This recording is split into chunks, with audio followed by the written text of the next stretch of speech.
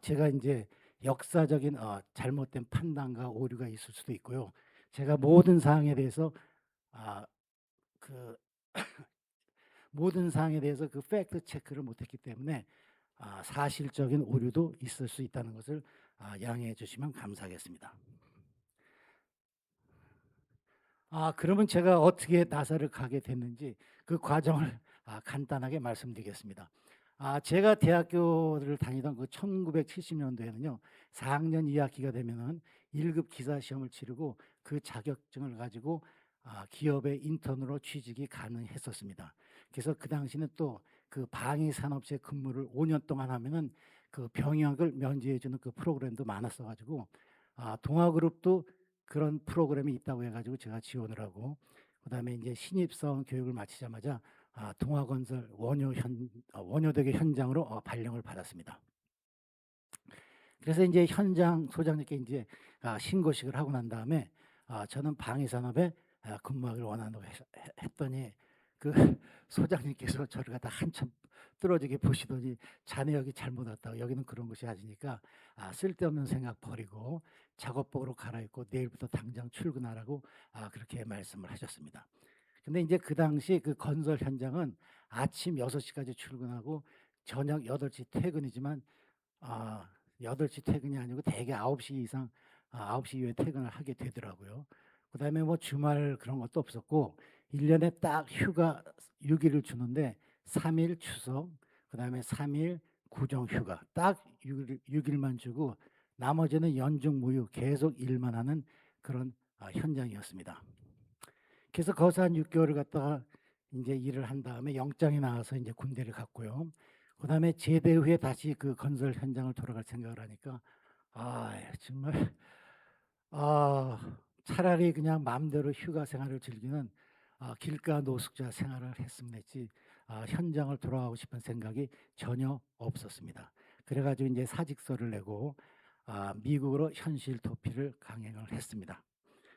제가 뭐 건설 지역 현장에서 6 개월 경험이 있고 또 군 생활 2년 반이 했으니까 미국 생활쯤이야 뭐 식은 죽 먹기 아니냐, 그런 마음가짐을 가졌었습니다. 그래서 인제 미국에 와서 처음 직장을 가진 게 그 뉴욕주 그 로체스터라고 하는 도시에 그 이스턴 코다 컴퍼니 회사에 취직을 했고요. 거기서 인제 1년 반을 일했었는데 그 공장 전체가 멕시코로 이전하는 바람에 해고를 당했습니다. 그래서 인제 몇 개월간 인제 구직을 시도해 봤지만 당시 도시 전체가 전부 불경기라 참 직장 찾는 게 너무너무 어려웠고요. 그래서 인제 고민 끝에 대학원을 가기로 결정을 하고 값싼 중고차 하나를 사 가지고 모든 살림살이라도 차곡차곡 싣고 뉴욕에서 시카고로 이사를 갔습니다. 그런 다음에 인제 미국에서는 기계공학이 취직이 잘 된다고 그래 가지고 제가 전공을 기계공학으로 바꾸는 바람에 2년 동안 더 공부를 해 가지고 학사 학위를 받았고요. 그다음에 인제 로봇공학 전공으로 2년 후에 석사 학위를 받았습니다. 원래는 인제 석사까지만 하고 인제 직장을 구하려고 했는데 지도 교수께서 인제 "조금만 더 하면 박사 학위를 받는데 좀 계속 공부를 하라." 그렇게 인제 권면을 하셔 가지고 제가 달에서 인제 걸어 다니는 그 워킹 머신이라는 그 우주 로봇 개발로 논문을 정하고 3 년간 공부를 더 계속하기로 했습니다. 근데 인제 문제가 발생을 합니다. 이 곽 박사 과정이 거의 끝나가는데 미국에 있는 모든 로봇 공장이 다 문을 닫고 모든 기술이 다 일본으로 가 가지고 미국에서 그 로봇에 관한 직장을 잡는다는 거의 불가능에 가까웠습니다. 아무도 뽑는 회사가 없었어요. 그래서 인제 졸업을 하면 인제 학교에서 그나마 받는 그 RATA 같은 서포트를 못 받게 되니까 우리가 인제 취직이 될 때까지 계속 그 졸업을 갖다 미루는 그런 상황이었습니다. 근데 인제 제가 받는 인제 제일 괴로운 질문 중에 하나는 "아니 당신 아직도 학교를 다니시냐."고 "졸업은 언제 하시냐."고. 물론 상대방은 그렇게 가볍게 던지는 질문이지만 그것을 받은 제 입장에서는 굉장한 스트레스를 받았었습니다. 그래서 인제 길 가다가 저만치 한국 학생들이 오거든 오던 길을 되돌아가거나 아니면 이제 옆길로 빠지는 그런 대인기피증도 겪는 시절을 맛보았습니다. 그러다가 인제 드디어 메릴랜드 주에 있는 그 나사 우주 로봇 개발 센터에서 잡 인터뷰를 하자는 연락을 받았습니다. 사실 솔직히 제가 제일 가고 싶었던 곳이었어요. 그래서 인제 비행기 티표도 오고 뭐 리무진, 호텔, 숙식을 제공받으면서 제 생각에는 인터뷰를 잘했다고 생각을 했습니다만 그걸로 끝. 오라는 연락이 없었습니다. 그래서 인제 기대감이 참 컸던 만큼 실망감도 엄청났었죠. 예. 그러고 나서 인제 또 한참의 인제 시간이 흘렀고 이젠 뭐 실 같은 희망도 사라지고 자신감도 완전히 상실됐고 정말 그 당시 인생 맨 밑바닥까지 인제 내려가는 참 좌절감을 맛보면서 인제 방황을 했는데 그때 인제 얄팍한 편지 하나가 도착을 합니다. 그 편지 봉투가 얇다는 건 무슨 말이냐면 이력서를 보낸 곳에서 당신의 이력과 매치가 안 되니까 미안하다고 하는 거절 답장이 대부분이에요. 그래서 그냥 아무 생각 없이 이렇게 그 봉투를 열었는데 할렐루야! 오하이오 주 클리블랜드에 있는 그 나사 연구소에서 연락이 왔어요. 당신은 우리가 그토록 찾던 우주 로봇 개발 연구원이라는 것이었습니다. 뭐 짭 인터뷰도 필요 없고 이미 당신은 다 결정이 됐으니까 우리 그룹에서. 그러니까 뭐 그냥 오기만 하면 된다라는 내용이었습니다. 근데 인제 대부분 그 대학원을 졸업하면 인제 경력이 없으니까 계약직으로부터 인제 계약직으로 인제 일을 시작하는데 이건 계약직도 아니에요. 당신은 정식 연방 공무원의 직위를 준다는 것이었고 그 직급과 거기에 해당하는 호봉수, 그다음에 연봉 그런 상세한 내용이 있는 오퍼였습니다. 근데 사실 미국에서 이 짭 인터뷰도 없이 그 취직이 된다는 거는 정말 획기적인 거예요. 왜냐하면은 제가 뭐 스카우트 될 정도로 국제적인 명망이 있는 것도 아니고 박사과정 졸업해 있는 일개 대학원생에 불과한 것 아닙니까? 예.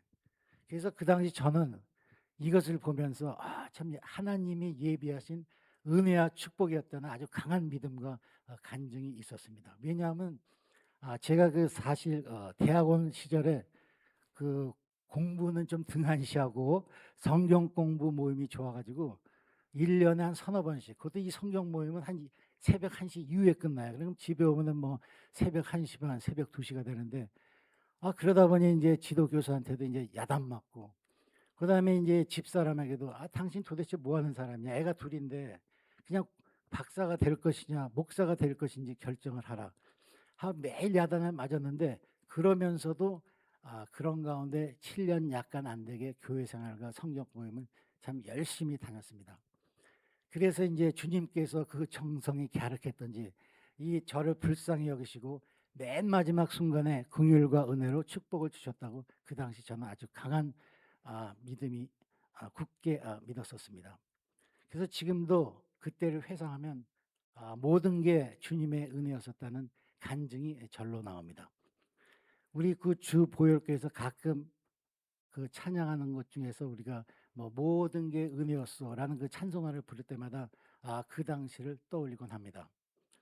그래서 인제 제가 나사에서 제일 먼저 시작한 일이 그때 저희 보스가 자기가 취미 삼아서 그 AI를 연구하고 있는데 너무 바빠 가지고 연구에 진전이 없다는 거예요. 그래서 저한테 "한번 해 보지 않겠냐."라고 인제 권장을 하셔 가지고 제가 1990 년도 나사에서는 제일 먼저 AI를 개발했었습니다. 그 외에도 인제 수많은 그 프로젝트를 수행하면서 많은 것을 배우고 경험하면서 그 로켓 사이언티스트로서 33년 반을 일하고 건강 문제로 조기 은퇴를 결정하고 지금은 라스베가스에서 살고 있습니다. 근데 인제 제가 그 나사 연구소에서 수많은 연구 과제들을 수행하면서 느끼고 배운 것 중에 하나는 왜곡되고 편향된 그 일방적인 보도를 듣고 믿는 것이 아니고 그 중립적인 입장에서 이게 서로 양쪽의 의견도 다 들어보고 제3자의 입장에서 그 사건 실체를 보는 그런 자세를 배웠습니다. 그래서 제가 일하면서 그 오바마와 바이든이 밀어붙였던 그 그린 에너지 정책의 허구성을 알게 되었고요. 그다음에 인제 지구 온난화를 부르짖으며 환경론을 팔아먹는 글로벌리스트들의 실체. 태양계의 모든 행성들이 지금 그 온난화를 겪고 있는데 마치 지구만이 화석 연료 사용으로 말미암아 온난화를 가속시킨다는 이 좌파 글로벌리스트의 거짓 선동을 알게 되었습니다.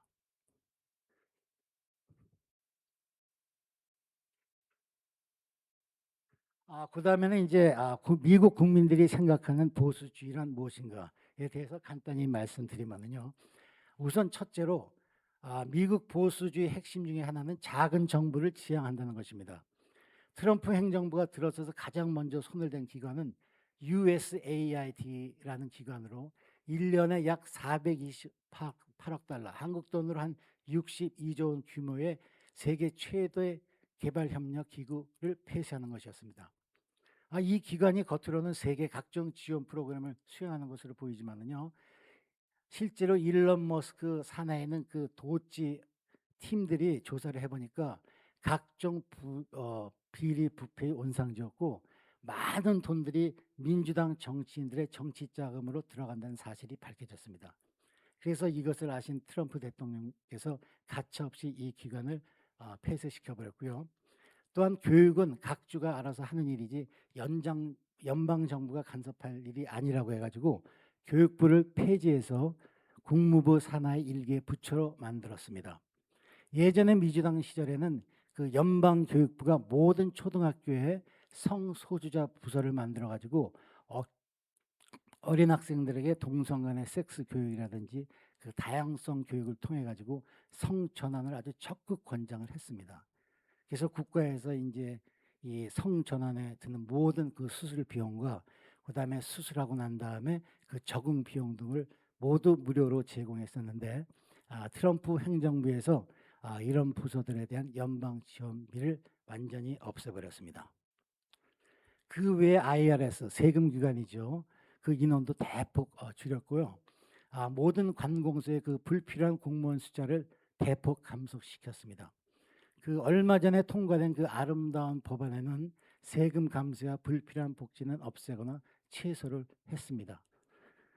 또한 우리 보수주의 목표 중에 하나는 자유시장 경제죠. 기업 활동 규모를 규제를 최소화하는 것입니다. 그 외에 이제 뭐 국경 강화, 국가와 국교에 대한 존중, 불법 이민 반대 등이 있는데요. 이것이 미국 국민들이 생각하는 그 보수주의의 핵심이고, 그다음에 이것들을 회복하기 위한 공약을 내세운 트럼프 대통령이 영어 표현을 빌리자면 그 랜드 슬라이드 빅토리, 그 산사태처럼 민주당을 휩쓸어 버리는 대성을 거뒀습니다. 이것은 미국민들이 보수주의 회복을 열망한 결과물이라고 생각이 됩니다. 이번에 당선된 그 보수 대통령 트럼프는 본인 자신이 이미 엄청난 부자이기 때문에 각종 로비 단체로 받는 엄청난 정치 자금과 이권과는 거리를 두셨고요. 오로지 국민들과의 그 약속을 이행하는 실제로 액션을 취하는 그런 대통령이었고, 지금도 미 국민들이 트럼프 지지도가 반 이상을 넘습니다.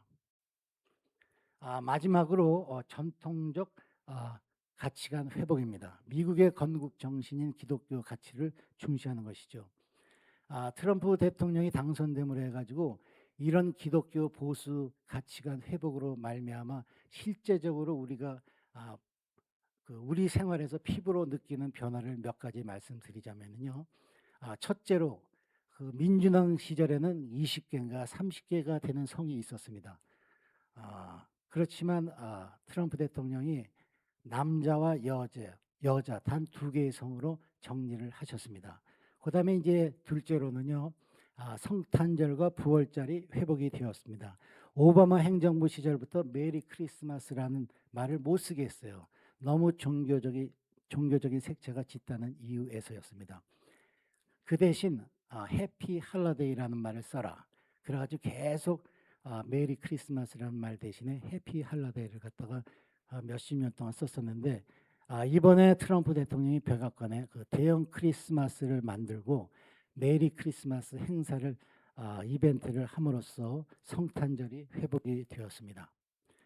또한 그 바이든 시절에는 그 부활절을 갖다가 트랜스젠더 날로 바꿔가지고 성소수자 축제 날로 기념을 했는데요. 트럼프 대통령이 이것을 없애고 부활절을 회복을 시키셨습니다. 그 외에 그 뭐 여성 스포츠에서 트랜스젠더 남자 선수들을 추방했습니다.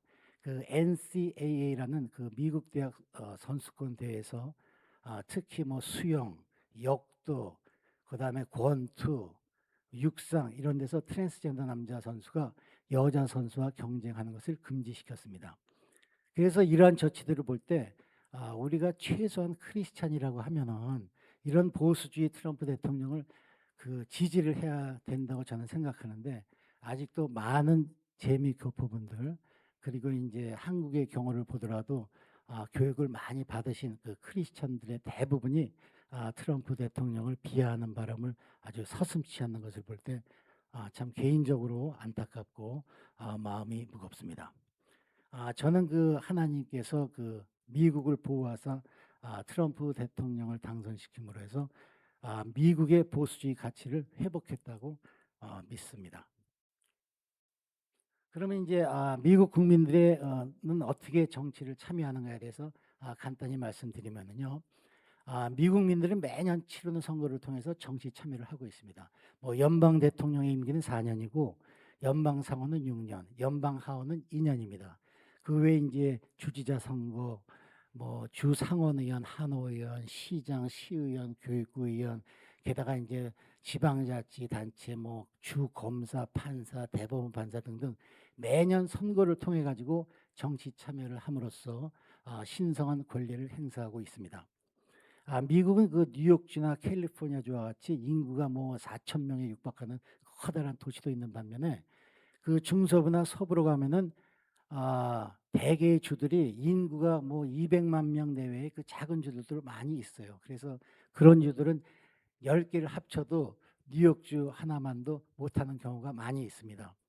그래서 이제 만약에 국회의원 수를 갖다가 인구수에 비례해서 뽑는다고 하면은 그런 주는 뭐 국회의원 한 명 정도를 배출할까 말까 하는 정도죠. 그래서 처음에 연방의회를 구성할 때 그런 그 작은 주들은 우리는 연방의회 가입을 안 하겠다고 반대를 했었습니다. 그래서 이제 생긴 것이 연방 상원 제도입니다. 그 연방 상원은 인구수에 관계없이 각 주에서 2명이 배정이 됐고요. 미국이 50개 주니까 연방 상원의 숫자는 100명입니다. 그리고 그들의 임기는 2년인데 한 번에 2명을 선출하는 것이 아니고 3년마다 그렇게 한 명씩 선출을 함으로써 급격한 정치적인 변화를 최소화하고 있습니다.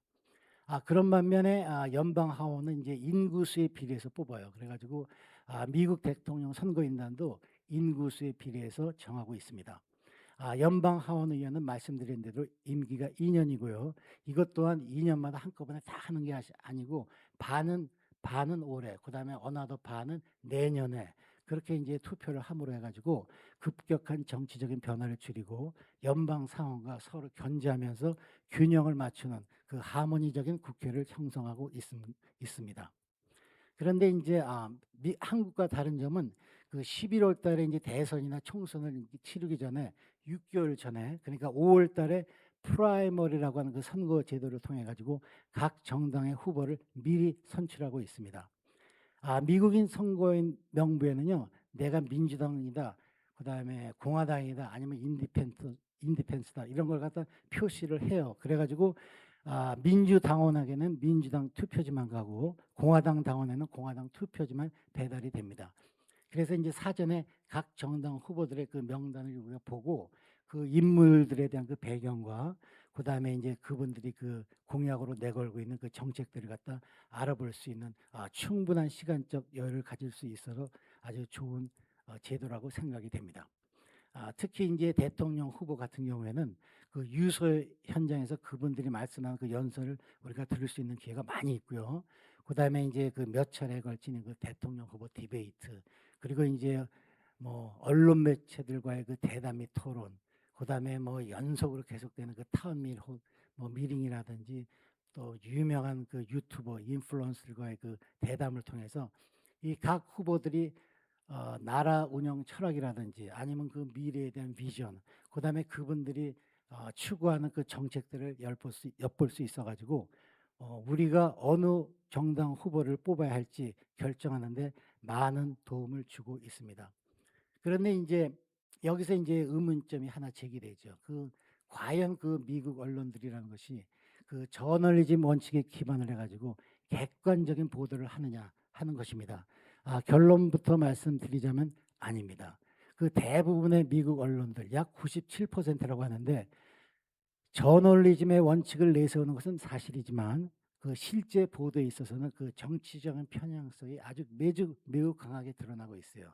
그래서 이것으로 말미암아 그 대중들로부터 그 언론의 그 신뢰도 하락을 맛볼 수 있고, 그다음에 대중들이 더 이상 그 믿지를 않고 있는 현실입니다.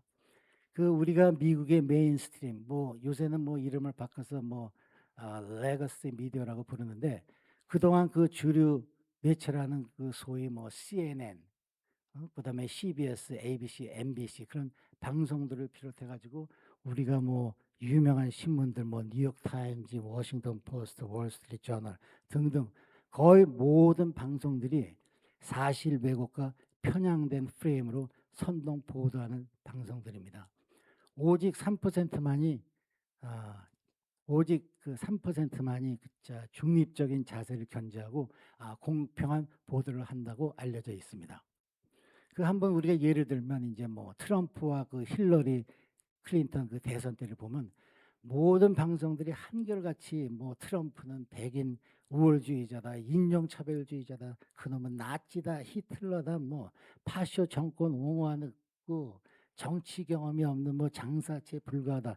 하여튼 온갖 그냥 그분을 폄훼하는 그런 그 정치 기사를 도배를 하고, 그다음에 이제 반면에 힐러리는 그 사람이 엄청난 비리를 저질렀죠. 그게 다 터졌음에도 불구하고 이런 방구 없고 연일 그 힐러리가 뭐 좋다고 아주 연일 그 찬양을 일색으로 끝났습니다. 그래서 이제 뭐 미국의 언론 모든 언론들이 다 힐러리 지지 성명서를 냈고요. 트럼프는 딱 한 곳에서 지지 성명서를 냈는데 시골에 있는 조그만 라디오 방송국에서 트럼프 지지를 선언을 했습니다. 그러고 나면 이제 뭐 매일 그냥 힐러리가 엄청나게 앞선다고 선거는 하나 마나라는 결론을 미리 내고 계속 그 트럼프는 까고 힐러리는 찬양하는 그런 상태였었는데, 이 개표 결과를 뭐라고 보니까 어땠어요? 트럼프의 완벽한 승리였습니다. 그래서 미국민들은 이미 신뢰도가 사라진 주요 언론을 믿질 않는다는 증거였었습니다. 그분들은 사실에 입각한 실체를 본 것이죠. 이번에 해리스와 대선 경쟁도 마찬가지였죠. 모든 미국 매체들이 한결같이 해리스가 앞서고 당선이 확실된다고 투표 전날까지 이렇게 했습니다. 미국 언론을 그대로 베껴 쓰는 한국 언론들도 마찬가지죠. 그죠? 여러분들도 아마 많이 보셨을 거예요. 트럼프는 나쁜 놈이고 해리스는 어? 좋은데 미국민들도 있지 전부 뭐 한결같이 해리스만 지지한다. 그랬는데 결과는 어땠습니까? 완벽한 트럼프의 승리였죠. 그래서 제가 그런 것을 보면서 느낀 거는 미국 국민들이 그 정치 참여는 그 눈에 보이는 그런 현상이나 귀로 듣는 감각에 의존하지 않고 진짜 보이지 않는 영적 실체이신 하나님을 믿는 국민들이라서 역시 틀리구나 하면서 제가 아주 깊은 감명을 받았었습니다. 그래서 현재 대부분의 미국 국민들은 주류 언론은 보질 않아요. 소셜 네트워크, 특히 옛 트위터의 X를 가장 많이 봅니다. 근데 이제 X를 많이 보는 이유는 X에는 양쪽 의견이 다 와요. 민주당 의견, 공화당 의견, 모든 의견들이 다 올라오기 때문에 서로 양쪽 의견을 다 보면서 중립적인 자세에서 우리가 평가를 할 수 있다는 그런 유일한 매체가 X입니다. 그래서 이제 이번에 트럼프 대통령 승리의 1등 공신이 X라고 이미 다 알려져 있죠. 근데 사실 X, 그러니까 옛 트위터에서도 그 당시 트럼프가 현직 대통령임에도 불구하고 트럼프 대통령 계정을 아주 삭제시켜 버렸어요. 그 정도로 모든 SNS, 모든 SNS가 다 좌파였었는데, 일론 머스크가 트위터를 엄청난 금액을 받고 인수하면서 그 좌파 임원진 모두를 갖다 해고시켜 버렸고, 그 다음에 이제 삭제된 트럼프 계정도 회복을 시켰습니다. 그래서 이제 진실을 알게 된 국민들의 전폭적인 지지로 말미암아 트럼프가 당선이 된 것입니다. 그러면 미국 의 부정선거에 대해서 그러면 말씀을 드리면요. 부정선거 원인으로 첫 번째, 전자투표기와 전자개표 방식이 있습니다.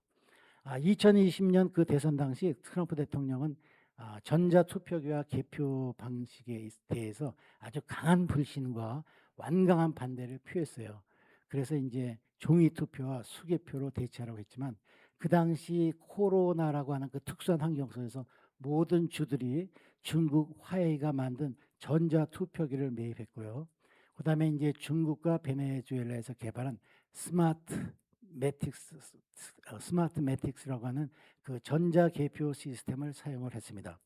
사실 전자 투표기와 개표 시스템은 어떻게 작동을 하는지 그 데이터가 중앙에 집계를 해서 어떤 알고리즘을 거쳐 가지고 집계가 되는지는 아무도 모릅니다.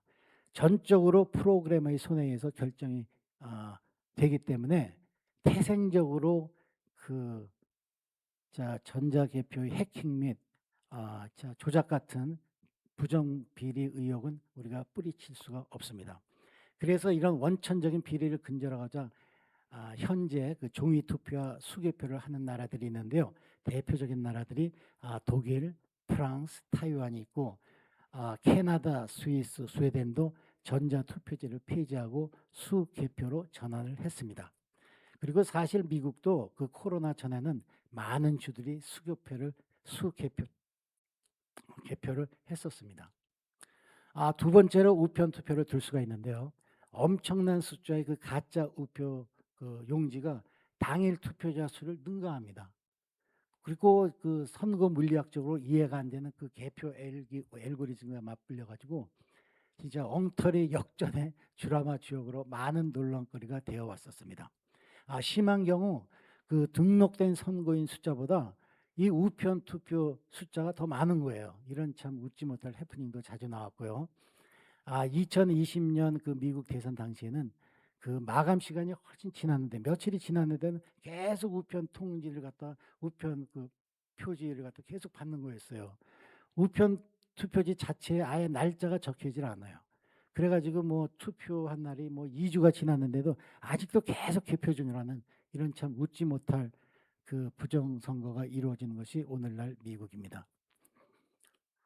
그다음에 이제 또 그때 그 트럼프가 많은 표차로 이기고 있었는데 갑자기 정전으로 개표가 중단되더니 몇 시간 후에 이제 다시 개표가 시작되었는데 그냥 큰 차로 역전이 되는 거예요.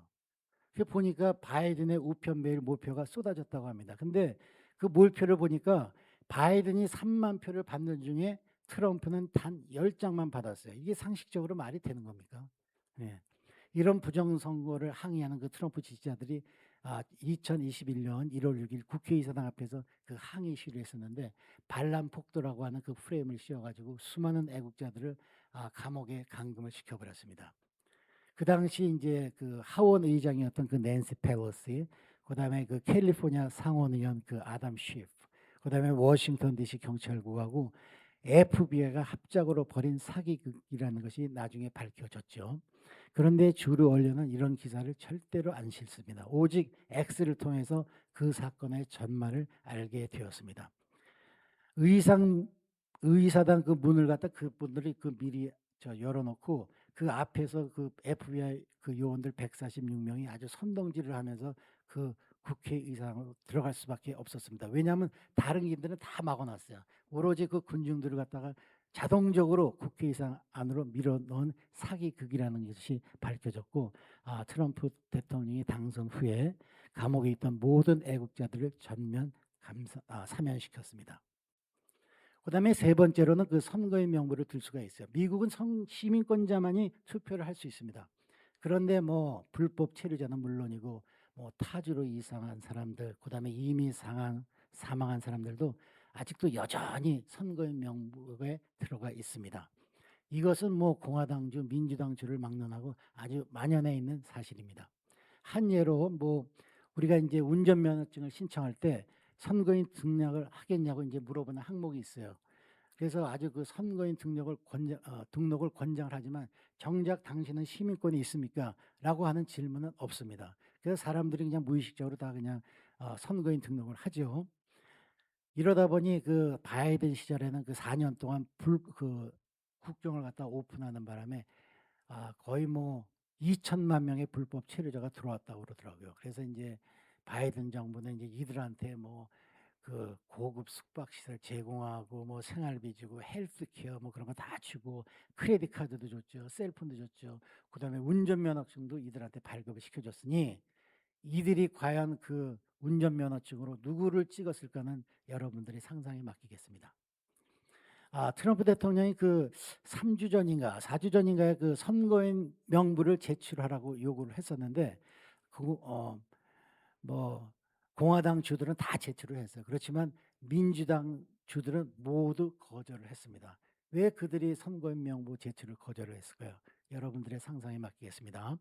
공화당주인 그 텍사스에서 그 제출된 그 선거인 명부를 조사를 해 보니까 엄청난 숫자의 그 불법 체류자들이 등록이 돼 있고 이들은 또 뭐 2중 3 중으로 계속 그냥 등록을 해 가지고 뭐 선거를 그냥 여러 번 한 거예요. 그다음에 뭐 사망한 사람들도 포함이 돼 있고 타지로 이상한 사람들도 모두 그분들이 선거를 했다고 투표를 했다고 적혀 있었어요. 이런 어처구니없는 부정선거가 일어나고 있는 것이 미국입니다. 마지막으로 투표자 신분증 검사를 해 봤는데요. 신분증 검사를 아예 안 해요. 민주당 주에서는 투표장 나가도 신분증 요구를 하질 않습니다. 제가 사는 그 네바다 주만에서도 투표할 때 제가 이렇게 신분증을 보여주면 필요 없다고 보질 않습니다. 보여줄 필요가 없다는 거예요. 아니 우리가 담배나 술을 살 때도 신분증을 보여줘야 되고 그다음에 코스트코 같이 그렇게 창고형 매장을 갈 때도 멤버십 카드를 보여줘야 되는 거 아닙니까? 그런데 투표자 신분증 요구는 인권 침해라고 하면서 민주당이 아주 쌩 난리를 치고 있습니다. 그 캘리포니아 주 같은 경우는 더 심해요. 투표자에게 그 신분증을 요구하는 것 자체가 불법이고 바로 감옥에 들어갑니다. 그다음에 인제 그 캘리포니아 주 같은 데서는 그 특히 남미 계통의 그 불법 체류자가 상당히 많은데 어떤 경우에는 그 주민의 약 20%가 불법 체류자라고 합니다. 근데 이런 사람들이 투표장에 간다고 상상을 해 보십시오. 누구를 찍을 것인지. 그래서 인제 2024년 그 대선 때도 이런 엄청난 부정선거가 만연했었는데요. 그래도 인제 트럼프와 해리스의 표차가 워낙 많이 나 가지고 그 개표하는 날 저녁 동부 시간으로 9시 8 분에 민주당 측에서 부정 개표를 아예 포기했다고 트럼프 당선자가 발표를 했었습니다. 그다음에 인제 이승만 대통령에 대해서 말씀드리겠습니다. 그 태평양 전쟁을 승리로 이끈 그 미국의 도움으로 우리 조선이 오랜 일본의 강점기로부터 벗어나자마자 각지에서 독립을 위해서 싸우셨던 그룹들이 조선으로 밀려 들어오기 시작했습니다.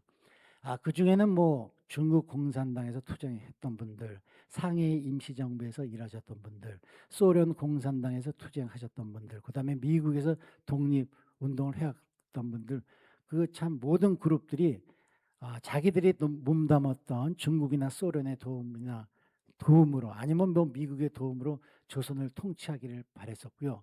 그렇지만 김구나 여운형 같은 선생님은 외세의 도움이 없이 우리 민족 스스로 자립 독립하자고 강력하게 주장을 하셨습니다.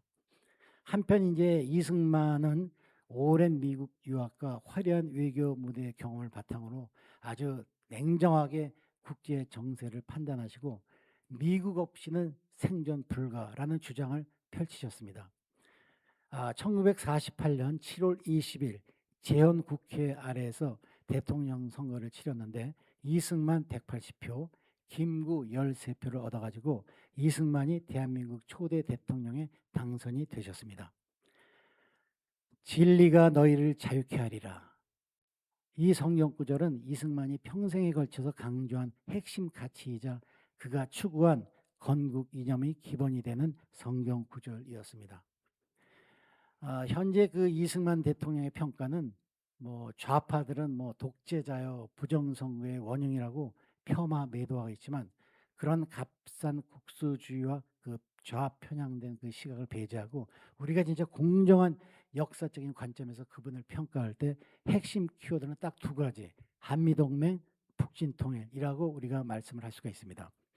한국은 혼자서는 공산권을 절대 막을 수 없다고 아주 냉철하게 판단하시고 유엔, 미국 중심의 국제 질서에 편입시키는 걸 최우선 목표로 삼으셨습니다.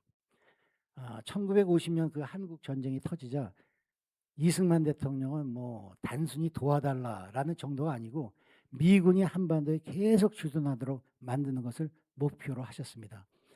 그래서 나온 것이 1953년에 체결된 한미 상호 방위 조약입니다.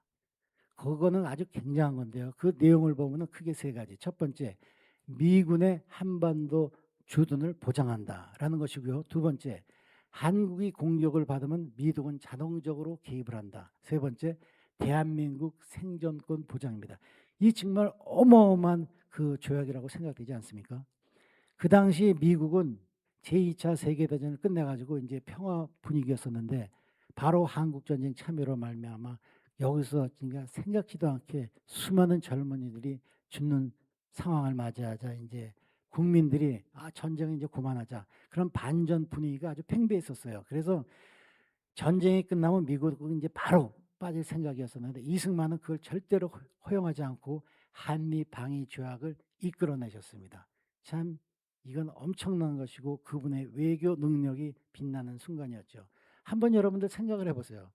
1950년대 미국 핵심부와 저런 배짱 외교를 할 수 있는 사람이 누가 있겠어요. 그 당시 뭐 영어 한마디 제대로 할 줄 아는 사람이 있었겠습니까? 예. 그런 그 그다음에 인제 뭐 한국 동란 중에서도 인제 중공이 개입했지 않습니까? 그러니까 인제 미국은 정치적으로 아주 곤란한 상황에 있었기 때문에 그 38선 부근에서 인제 적당히 인제 휴전 협정을 맺으면서 끝내려고 하는데 이승만 대통령 아주 강력하게 북진 통일을 계속 외치고 있습니다. 그다음에 "우리 휴전은 없다." 휴전도 반대하셨고. 그래서 "미군 너희들이 안 가면 우리 대한민국 군인 단독으로라도 압록강까지 우리는 진격을 할 거라." 하면서 미국을 계속적으로 긴장 상태로 만드셨던 분이 바로 이승만 대통령인데 이거는 나중에 그 회고록을 보면은요 참 고도의 전략이었다고 말씀을 하시더라고요.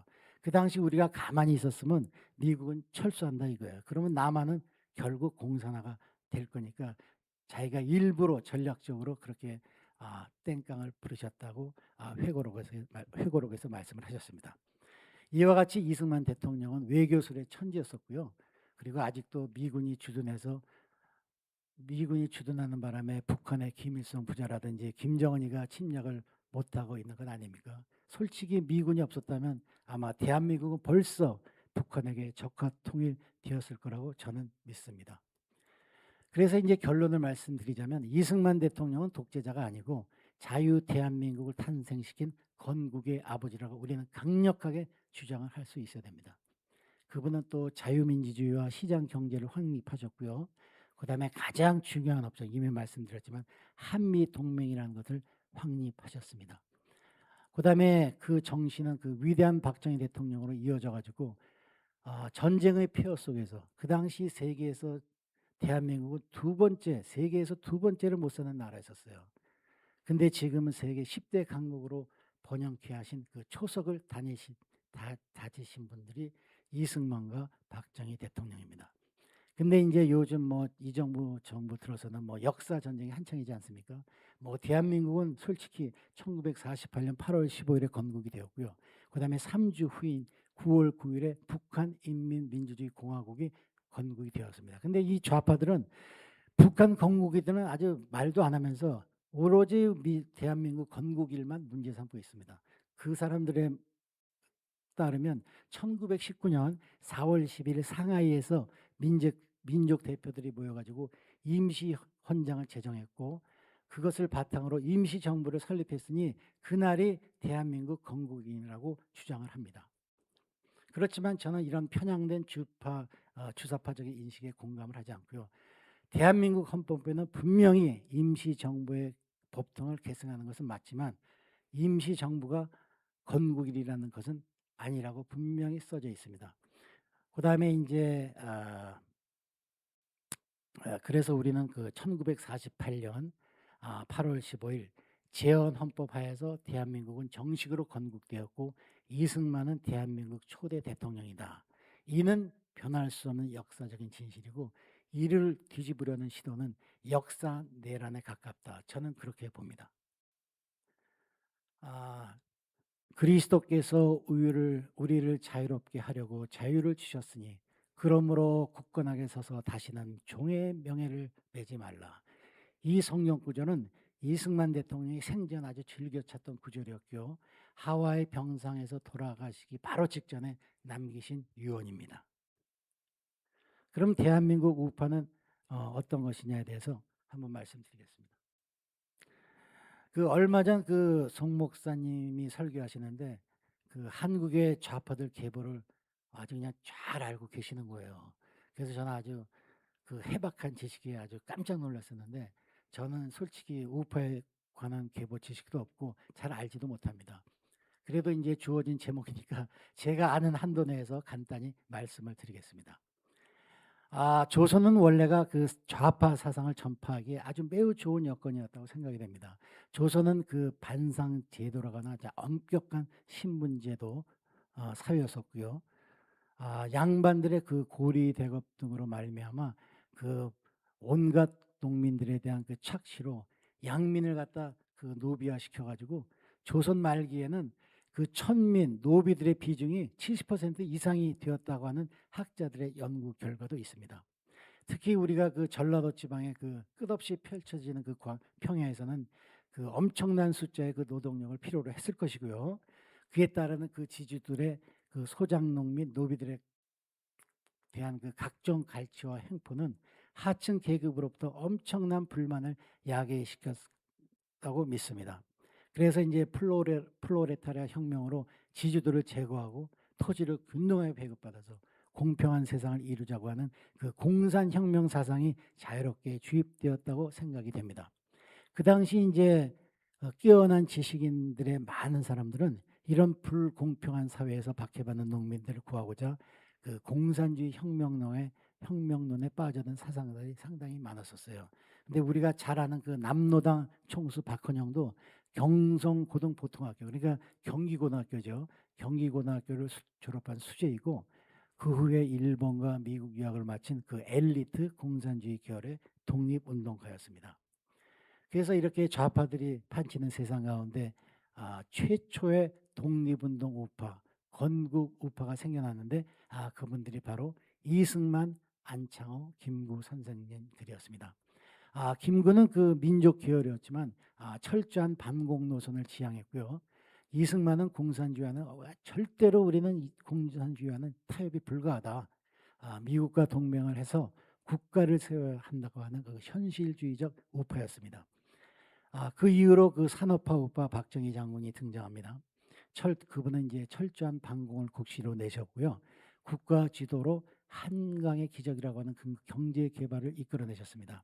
그 당시 한국은 아까도 말씀드렸듯이 전쟁의 폐허 속에서 세계에서 두 번째로 못 사는 가난한 나라였지만 참 그런 나라를 지금 세계 10대 강국 안에 들어갈 수 있는 경제 개발을 주도하셨던 대한민국의 가장 위대한 지도자였다고 저는 봅니다. 그 요즘 학생들 그 역사책에는 그 다양한 관점과 비판적 서술 이라며 아주 그럴듯한 프레임을 씌워가지고 이승만 박정희를 독재미와 뭐 친일 찬양자라고 역사적인 진실을 왜곡시키고 있는데요. 이제라도 대한민국의 역사를 바로 잡아서 건국의 대통령과 위대한 박정희 대통령을 우리는 당당하게 그분들은 정말 대한민국을 바꾸신 위대한 혁명가라고 자신 있게 말씀을 드려야 된다고 생각을 합니다. 그 후에 이제 뭐 보수 적통을 잇는 자는 누구냐? 뭐 김영삼을 이야기하는 분들이 많이 계시는데요. 저는 개인적으로 김영삼은 원래가 좌파로 봅니다. 그자야말로 우파의 탈을 쓰고 우파 분열을 획책해가지고 대한민국의 우파를 파괴한 자라고 저는 봅니다. 5.16 혁명을 군사 쿠데타로 규정을 했고요. 5.18 광주 사태를 민주화 운동으로 둔갑시킨 장본인이 바로 김영삼입니다. 그다음에 인제 뭐 김영삼의 후계자라고 하는 그 김무성은 박지원과 합작을 해 가지고 박근혜 대통령의 탄핵을 이끌어냈으며 현재 대한민국을 탄핵 정국이라는 회오리 속으로 집어넣은 장본인이 바로 김영삼의 후계자라고 하는 김무성입니다. 그 수많은 탈북자들이 증언은 많아요. 근데 그분들의 증언에 따르면 북한 학생들 역사책에서도 5.18은 북한군이 일으킨 혁명이었다고 찬양하고 그 당시 그 숨진 북한군들의 묘지가 있고요. 그 묘지 앞에는 또 커다란 그 유령탑이 있어 가지고 죽은 영령들을 달랜다고 합니다. 그다음에 제가 그 당시 3군 사령부 그 비서실에 근무하고 있었는데 그 일사불란하게 무기고를 털고 그다음에 숙련된 공격으로 장갑차를 탈취해 가지고 도청까지 몰고 오고 그다음에 인제 진압군을 갖다가 막기 위해서 전남 도청 곳곳에 다이너마이트를 설치했는데 과연 이것이 선량한 광주 시민들이 할 수 있었던 일인지 여러분들께 여쭙고 싶습니다. 지금 현재 우파 정당으로는 국회 국민의힘이라는 게 있고 군소 정당 몇 개들이 있는데 각각의 노선은 조금씩 다르지만 그 이재명 사회주의 독자와 싸워야 한다는 점에서는 모두가 일치를 하고 있습니다. 하지만 지금 나라가 그 굉장히 그 대단한 위기인데 그 이들을 보면 좀 좌절감을 맛봅니다. 그 한동훈이라고 하는 그 누룩 하나 제대로 제거하지 못하고 지금 대한민국이라는 그 체제가 무너지는 이 순간에도 투쟁은커녕 그 집안 싸움으로 소진하고 있는 것을 볼 수가 있습니다. 그런데 누구도 예상하지 못한 대한민국의 새로운 신보수 세력이 생겨나고 있습니다. 그 분노한 2030이 새로운 시대 교체를 선언합니다. 자유대학이라는 그 젊은 보수 세력들이 광장에서 거리 투쟁에서 쏟아져 나오고 있습니다. 최근 여론조사를 보니까 가장 강력한 반 이재명 지지층은 10대, 20대, 30대라는 결과가 나왔습니다. 이것은 1948년 정당 체제 이후 처음 있는 일입니다. 그들은 윤어게인을 외치고 윤석열 대통령의 그 계몽령 행보 이후 이재명 정권의 무능과 폭정 속에서 스스로 자각하면서 깨어나온 그룹들입니다. 저는 이것이 하나님의 은혜 가운데 이루어진 섭리라고 아주 믿고요. 우리들은 이 젊은이들을 적극 지지하고 또한 그 재정적인 후원도 아낌없이 해야 된다고 저는 믿습니다. 그럼 대한민국의 부정선거는 어떻게 이루어지고 있는지 지금 뭐 제가 미국에 살고 있는 제가 한국에 살고 계신 여러분들 앞에서 뭐 대한민국이 이러쿵저러쿵 그 상황을 말씀드린다는 것 자체가 참 대단히 외람스럽고 참 쑥스럽지만 그 송 목사님께서 또 주신 제목이니 염치불구하고 몇 마디 올리겠습니다. 제 생각에 첫 번째 무소불위의 집단인 선거관리위원회가 부정선거의 본거지라고 저는 굳게 믿습니다. 대한민국 선거제도의 핵심 기관인 선거관리위원회는 지금 누구에게도 감시를 받지 않는 괴물이 된 지 이미 오래됐어요. 그 감사원의 그 직무 감찰이 위원이라는 거예요. 아니 감사원의 직무 감찰이 위원이라는 헌재 판결 이후에 이제는 이 선관위를 견제할 주체가 아주 완전히 사라져 버렸습니다. 선관위원장 출신들이 뭐 대법원 대법관이 되고 헌재 재판관이 되고 뭐 헌재 소장을 번갈아 가면서 해먹고 있는데 그다음에 뭐 자기 자식들 선관위 고위 간부를 서로들 채용하는 거예요. 네가 채용했냐 나도 채용. 평상 철갑통인데 아니 누가 이걸 건드리게 놔두겠습니까? 그런데 감사원이라는 것이 뭐 하는 것입니까? 감사원도 독립적인 헌법기관입니다. 행정부로부터 독립된 헌법상 합의체 기관이에요. 그래서 그들은 고급 행정기관의 직무를 감찰하고요. 그 다음에 그 사람들의 그 회계 및 결산 감사를 행하는 것이 바로 감사원입니다. 그래서 그동안 그 감사 선관위 그 감찰 결과 뭐 채용 비리를 비롯해서 뭐 700개인가 뭐 800여 건에 달하는 사항들을 갖다가 감사원에서 고발 조치를 했는데 단 한 건도 인정되지가 않고 선관위는 아무 이상이 없다고 하면서 100% 모두 기각을 시켜버렸어요. 얼마 전에는 아예 감사원 정도 그냥 탄핵을 시켜버렸더라고요. 그다음에 인제 감사원도 아예 그냥 없애버린다고 하더라고요. 그래서 이런 비상식적인 환경에서 선관위를 바로 세우기 위해서는 방법은 딱 하나밖에 없습니다. 특검. 특검 외에는 존재하지 않습니다. 특검을 통해 가지고 그 전면적인 조사와 구조 정비 외에는 길이 없는데 과연 특검이 지금 이 상황에서 이루어질까? 그에 대해서는 참 회의적입니다. 둘째는 사전 투표 제도를 말씀드릴 수 있는데요. 사전 투표를 둘러싼 부정 의혹은 너무나 많아요. 선관위 국정감사에서 사전 투표제를 폐지하고 부재자 투표를 도입하며 전자개표 대신 수작업으로 이루어지도록 함으로써 공정하고 공명한 선거 제도가 정착되어야 한다. 이렇게 말씀하면서 부정선거 방지법은 아주 여러 차례 발의를 했지만 그때마다 민주당이 이걸 절대로 받아들이지 않았습니다. 세 번째로는 선거인 명부 시스템 조작 및 전자개표 시스템 해킹입니다. 2023년 10월에 국가정보원과 한국인터넷진흥원이 합동 보안 점검을 했는데요. 그 결과 선거인 명부 시스템을 해킹해가지고 사전 투표한 사람도 투표를 안 한 것처럼 바꾸고 그다음에 유령 이권자를 만들어가지고 그 사람들 등록도 가능하고 그다음에 사전 투표용지 무단 인쇄도 가능하고 그다음에 개표 결과가 저장되는 그 개표 시스템을 해킹해 가지고 결과 조작까지 할 수 있다는 조사 결과였습니다. 여러분들도 아마 방송을 들어서 아셨을 거예요.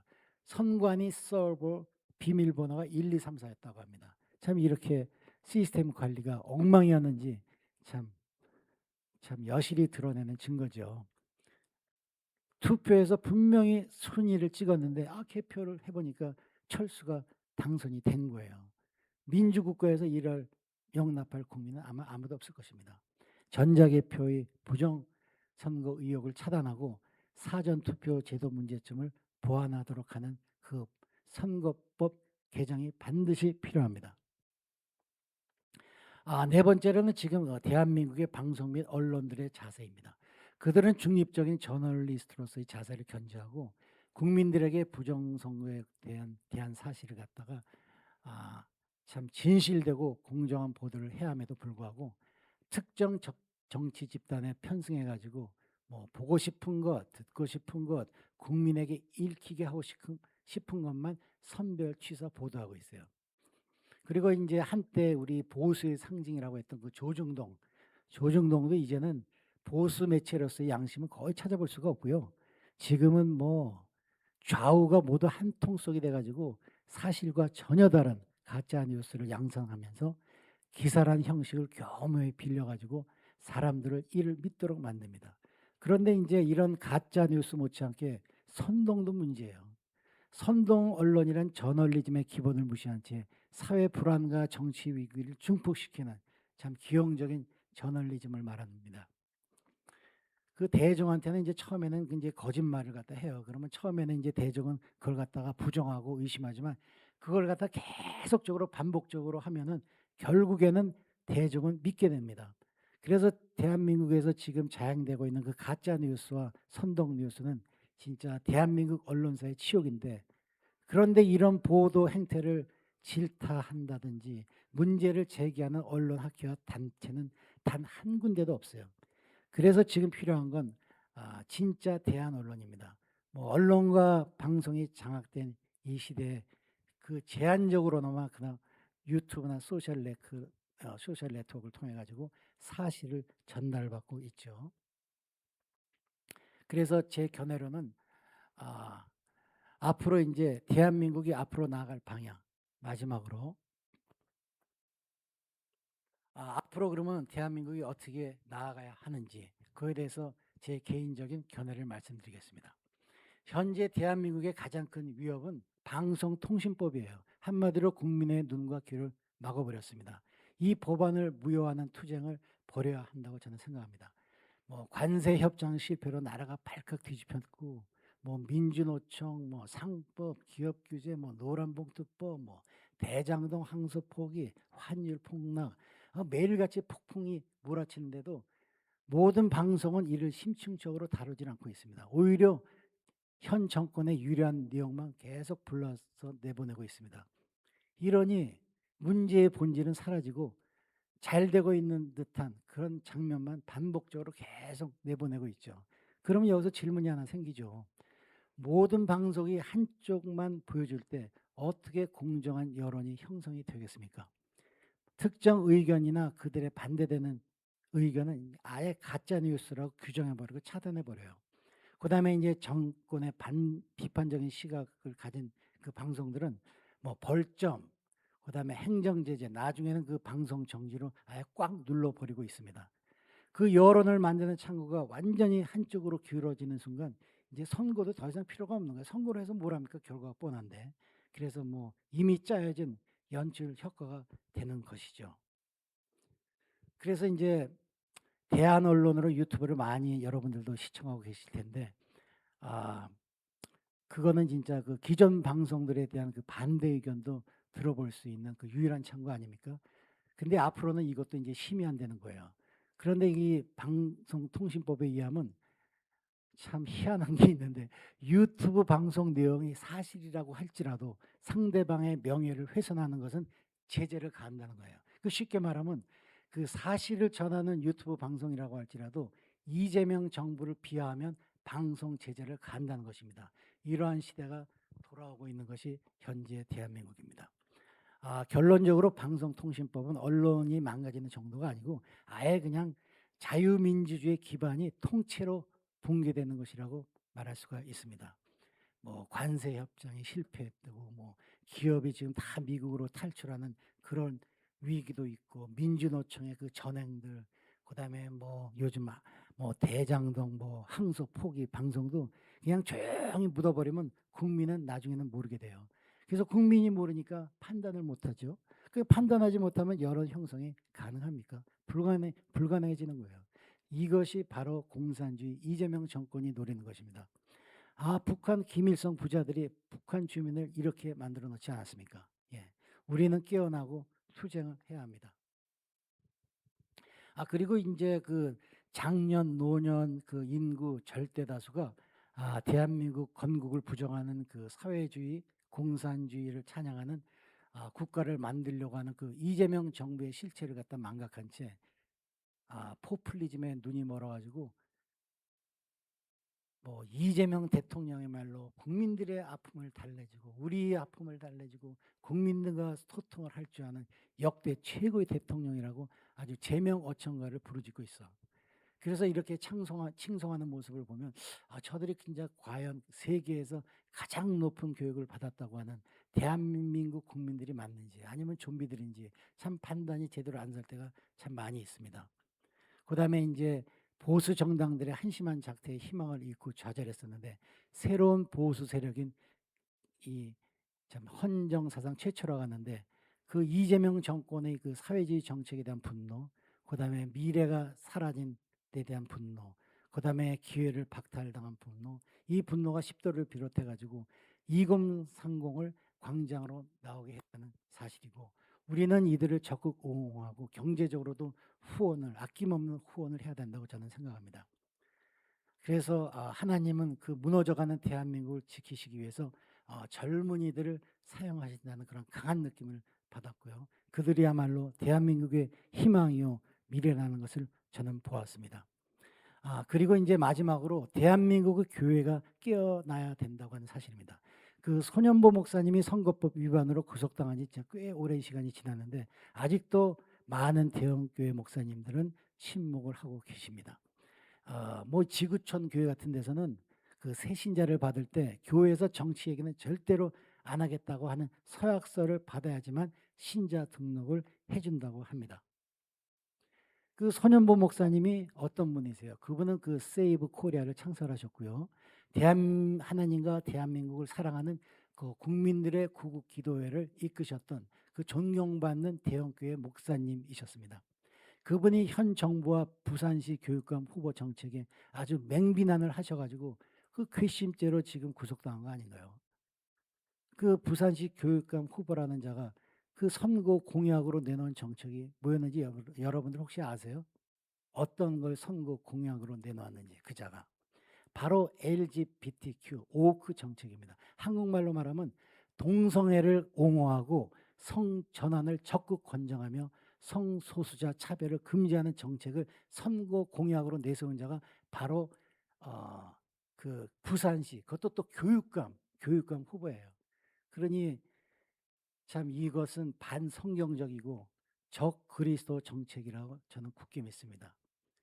그래서 이러한 현 정부에 대한 올바른 비판을 하니 손현보 목사님을 가두게 가두고 있는 것이죠. 그다음에 뭐 정치에 참여하는 교회법을 없애버린다. 이건 완전히 공산주의식 그 생각인데, 이런 거에 대해서도 대형교회 목사님은 아주 두 눈을 질끈 감으시고 못 들은 척, 못 본 척, 침묵만 하고 계시는 상황입니다. 그래서 그분들이 진짜 주님의 십자가 보혈로 그냥 깨트려져 가지고 회개하고 담대하게 하나님의 뜻을 전하시는 그 주님의 종이 될 수 있도록 우리가 힘써 기도해야 되겠다고 저는 생각합니다. 제가 그 지난주에 남춘천에서 그 신의 약단이라는 영화를 봤는데요. 그 공산주의가 되면 교회 모두는 다 죽습니다. 예, 그러한 사실을 보여주고 있는 장면들이 많이 있었습니다.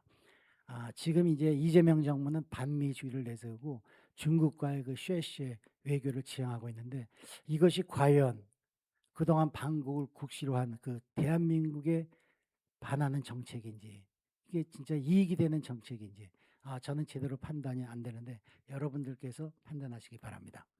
그런데 참 아이러니한 거는 이 반미를 외치는 그 주사파들의 자녀들은 한결같이 북한이나 중국 같은 데는 유학을 안 가요. 꼭 미국을 가요. 다 미국 가서 유학을 해가지고 죄다들 시민권 받아서 잘 살고 있습니다.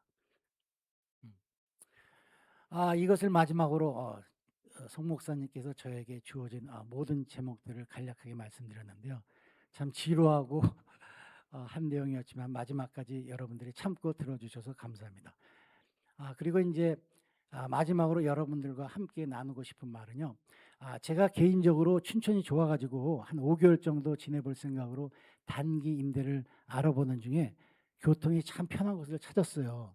근데 같은 건물에 교회가 있다는 거예요. 그러니까 교회가 가까우니 잘 됐다고 생각을 하고, 근데 이제 그게 어떤 교회인지 궁금해 가지고 이제 지도를 보니까 주보혈교회란 간판이 있었습니다. 첫째로 저는 그 교회 이름 자체가 참 마음에 들었어요. 왜냐하면은 제가 한국 교회 실정은 잘 모르지만 미국 교회에서는 특히 메가처치라는 그 대형 교회에서는 뭐 십자가니 보혈이니 회개니 이런 복음의 핵심 단어들은 사라진 지 꽤 오래됐습니다. 그 대신 이제 얼굴에 아주 한방 미소를 짓고 평화, 행복, 사랑, 그다음에 DEI 정책인 뭐 다양성, 형평성, 뭐 포용성 등 아주 가정의 기쁨과 행복을 추구하고 성소수자 차별 금지를 옹호하는 적그리스도적인 목표가 대세를 이루고 있는 실정입니다. 그런 가운데 복음의 핵심 요소를 회복한다는 뜻의 그 주 보혈교회라니, 교회 이름이 일단 마음에 들었습니다. 근데 이제 목사님 설교도 중요한 거 아닙니까? 그 목사님은 어떤 분인가 해가지고 제가 한 10개 정도 그 유튜브 방송을 봤는데요.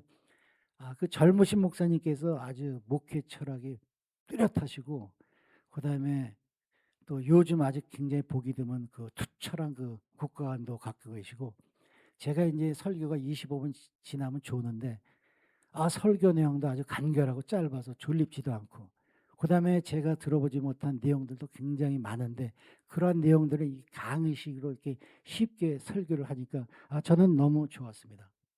그다음에 같이 섬기는 교우님들도 아주 믿음이 좋으시고 영적으로 저희들보다 한참 앞서 가시고, 그다음에 이제 또 장로님, 그다음에 권사님들 아주 굉장히 모범적이시고, 짧지만 그 아름다운 교회 생활을 할 수 있어서 너무 좋았습니다.